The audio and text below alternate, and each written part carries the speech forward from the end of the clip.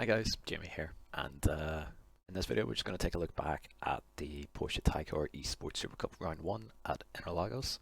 Um, Interesting race, but an even more interesting qualifying session, which we'll dive right into just after this little intro. This will be just a sort of like a highlights video, I guess, of the event, and then I'll drop in some extra comments over the top just to maybe clarify a couple of things or um, add sort of input as to what I was thinking maybe in certain scenarios and what I was trying to do. So yeah, hopefully you guys enjoy. And with that, let's get stuck in.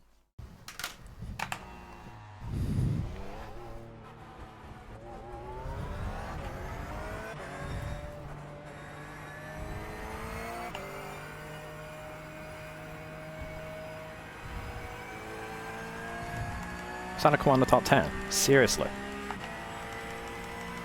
Wow.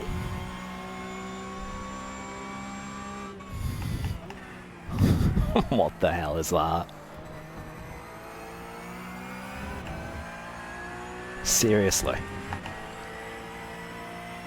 What have they done? So I can sort of fill the gaps in here. Why all of them were so fast was the thing that we now call brake dragging, where you travel at a moderately slow speed whilst fully on the throttle and on the clutch blight point, and then with enough brake to modulate the speed.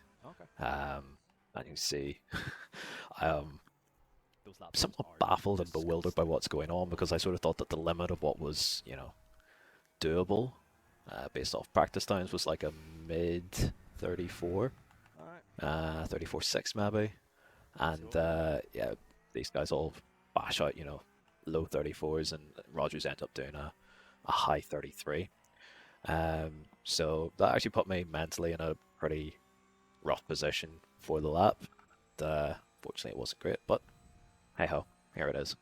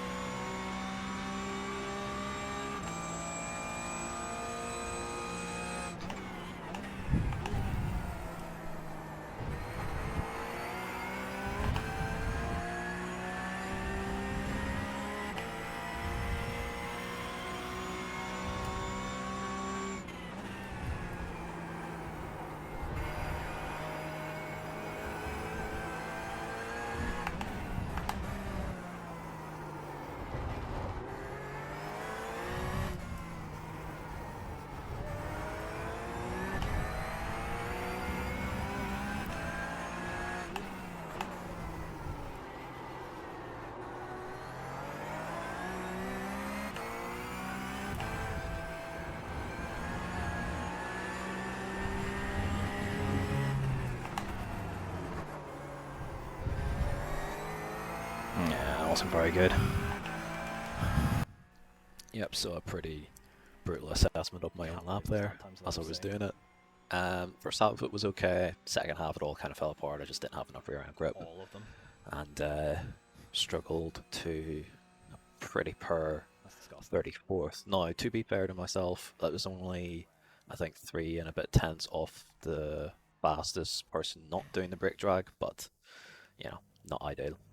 So, on to the sprint race, starting 34th. Yeah, let's take a look and see what I could do.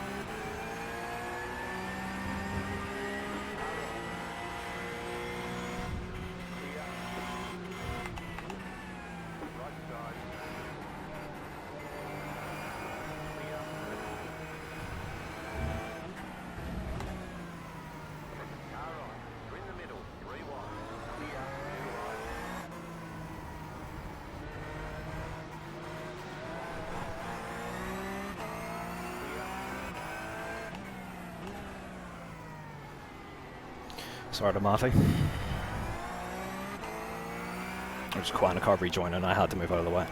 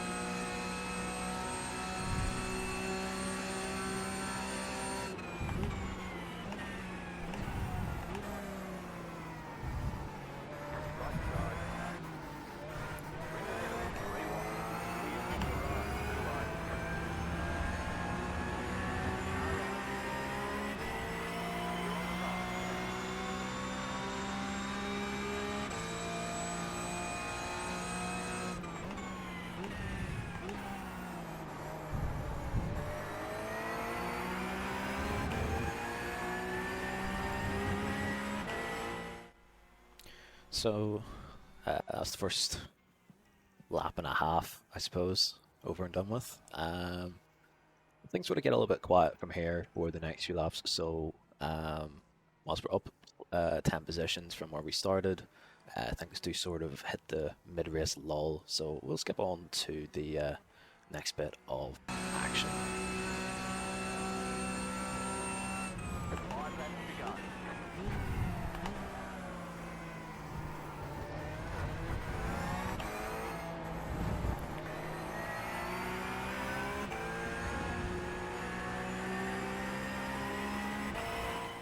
So something there to note and probably keep a close eye on is how Salva went sort of spinning off on the left-hand side there, being on the inside for T1, but the outside of T2. That's something probably just to make a mental note of as we go through the remainder of this and the following race.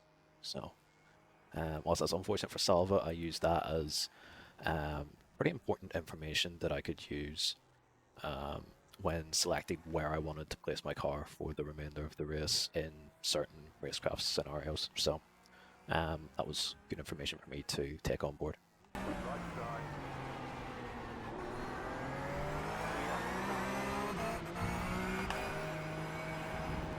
Alright.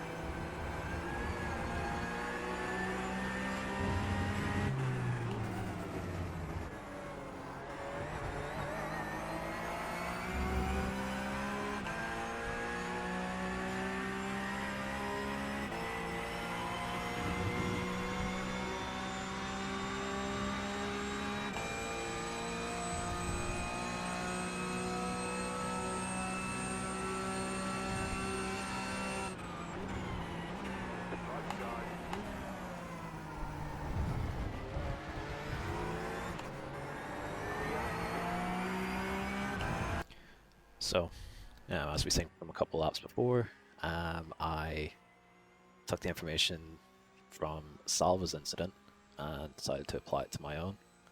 I found that if I wasn't going to make the move stick clean through T1, that I should completely back out of it in T2 and then try and get the run through 3 and into 4, and that's exactly how that worked out. So I was able to get the position there on Alex Walters.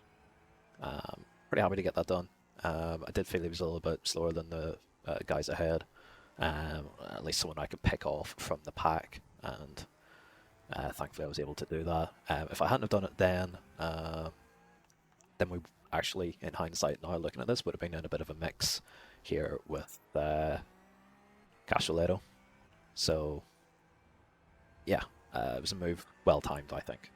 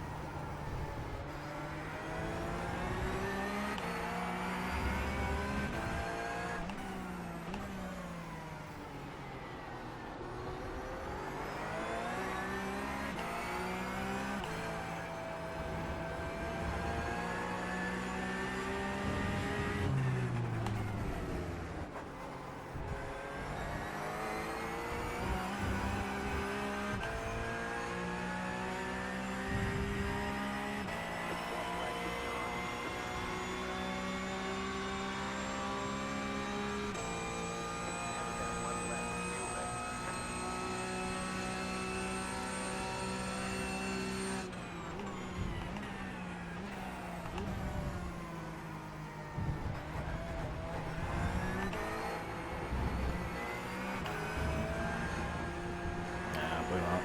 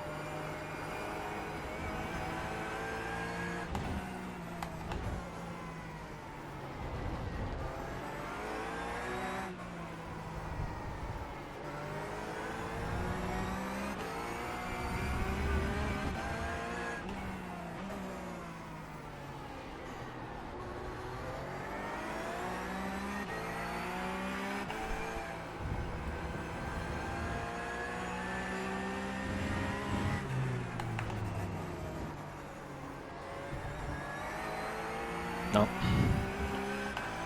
That was frustrating.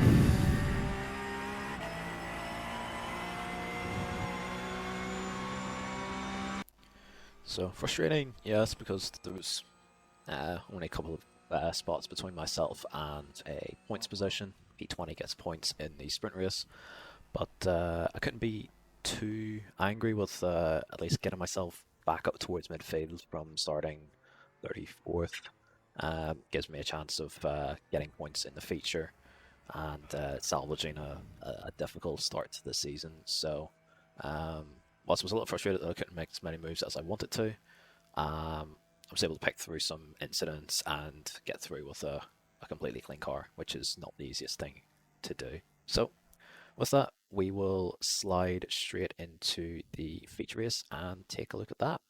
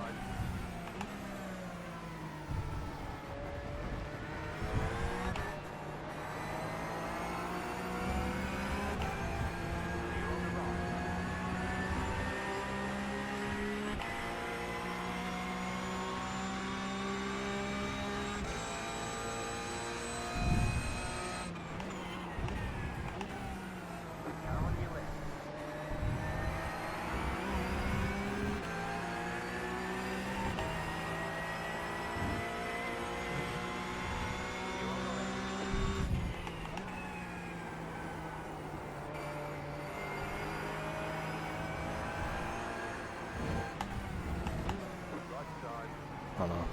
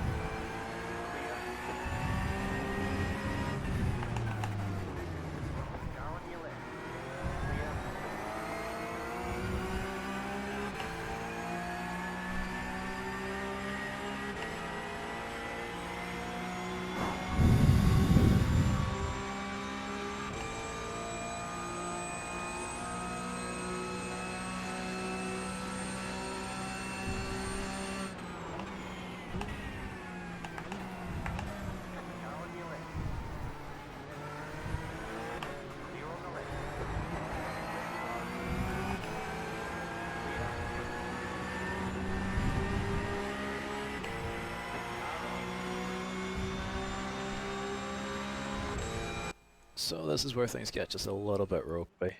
We're on the left, 3 wide, and a little bit of netcode contact sends myself into Attila into La Fuente, the outside, so he goes wide there, and then Bootaloo gets back past me after his incidents in the first race. Was able just about to hold on the outside here and maintain position over Castelletto. Just about get clear, not much more room than that, and then defend the inside. So hectic start to the race, and yeah, just glad I think more than anything to survive, having gained a couple of positions and up to P20.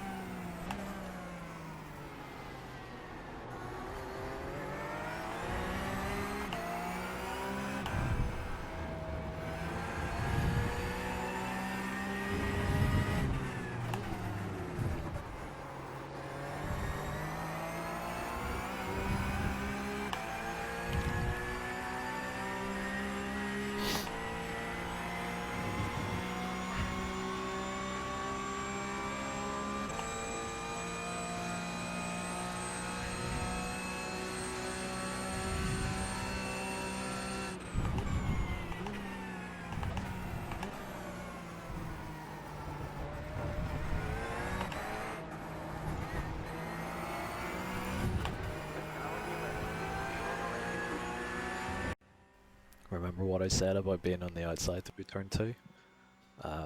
Yeah, so that was Sarika and God going through turn two side by side.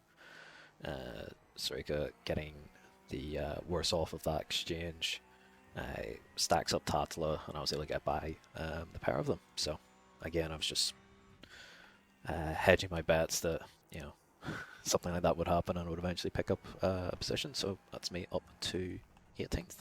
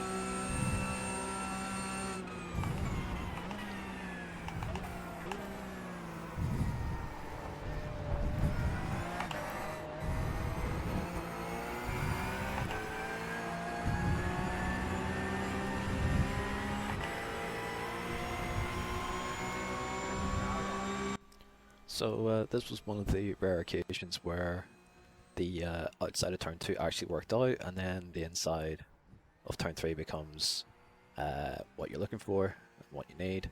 So that allowed me to overtake Set Sauce and get a run on Bootaloo. So we have a little ding-dong side by side here for a little bit, and we're still going. Meanwhile, there's bust-ups up ahead between Rogers and Sanchez, still side by side. But through here, I just run ever so slightly deep just to make sure I can get a little bit of leverage, essentially.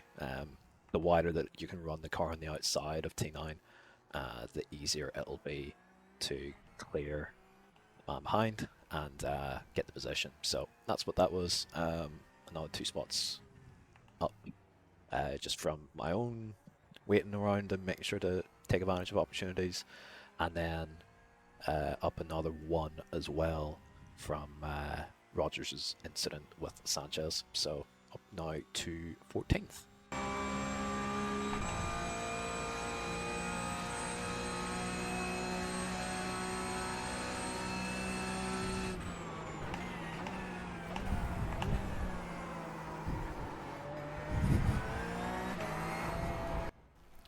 So we've just skipped on an extra lap or 2 there, catching up to Sanchez, who has quite a bit of damage, and Østgaard has had an incident up ahead, which brings us into draft range, and that makes my objective of holding off Bootaloo significantly easier, whilst I try and latch onto the 2 cars ahead.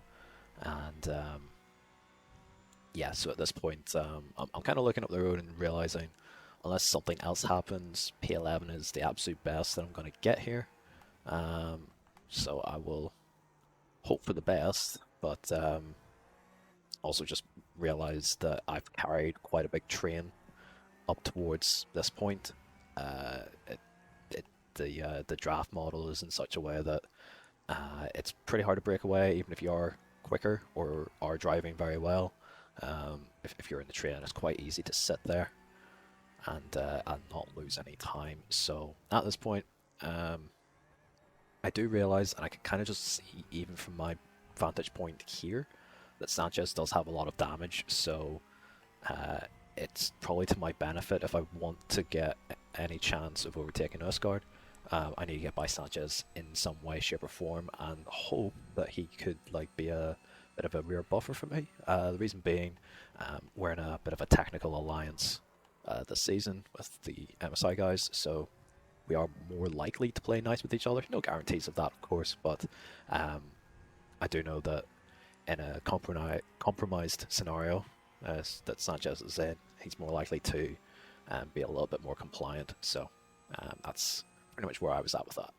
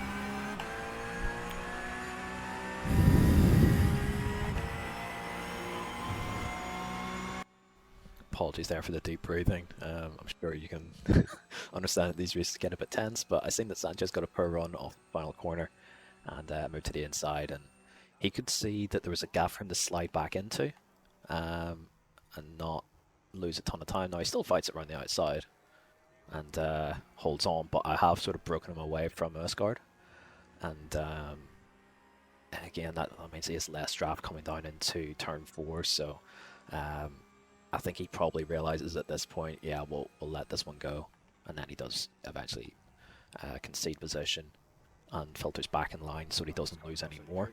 That all actually kind of started from the lap before, where I believe Set Sauce and Bootloop had like a minor, bump and bang through T8, and that kind of gave a 7 or 8 tenths of a second gap. So that's why I was more than happy to commit to that move. If it didn't work out, I could back out and still filter back in line, rather than going for a move and really needing to make it work, rather than hoping that it could work, and then if it doesn't go well, then have someone to fall back into. So I took a couple of stabs at it. I didn't like the idea of going up the inside into turn 1, but I was able to at least prise Sanchez off the back of Erskard, so he wasn't able to get as much of a run with the draft. Plus the damage that he had meant that the move became fairly straightforward from there.